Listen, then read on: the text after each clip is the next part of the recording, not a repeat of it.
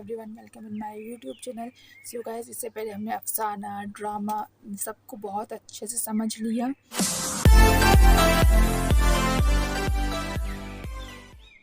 اب ہم سمجھنے جا رہے ہیں سوانے، کیونکہ یہ بھی ہمارے ایگزام میں آتا ہے. 2022 سے پوچھا گیا تھا سوانے ہوتی کیا ہے. ایکچولی سوانے میں کسی ایک شخص کے واقعات اور حالات یا شخصیت کے مختلف پہلوؤں کا بیان کیا جاتا ہے.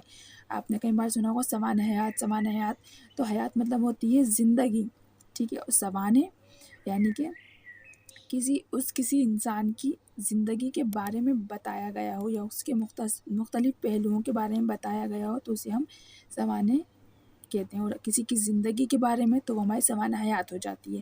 اس صنف کا مقصد کسی اہم شخصیت کے حالات زندگی سے قاری کو روشناس کرانا ہوتا ہے. مطلب جو انسان پڑھ رہا ہے اس سے سوانے کے تھرو اس انسان کی زندگی کے بارے میں آپ کو پتہ چل جاتا ہے.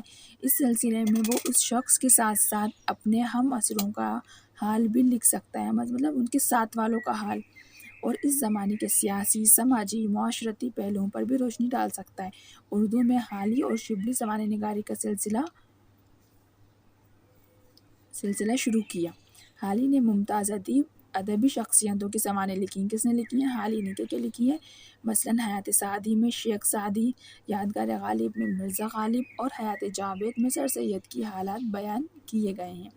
پھر شبلی نعمانی نے سیرت النبی، سیرت النعمان، غزالی، مامون اور فاروق جیسی سوانح کتاب لکھی ہیں. شبلی نے سوانح نگاری کے ذریعے اسلاف کی علمی، ادبی اور مذہبی زندگی کو مؤثر انداز میں پیش کیا ہے.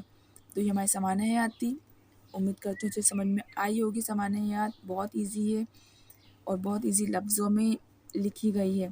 پھر بھی اگر آپ کو کچھ ڈاؤٹ ہے تو آپ کمنٹ باکس میں میسج کر کے پوچھ سکتے ہیں. انشاءاللہ ملیں گے نیکسٹ ویڈیو میں. اللہ حافظ.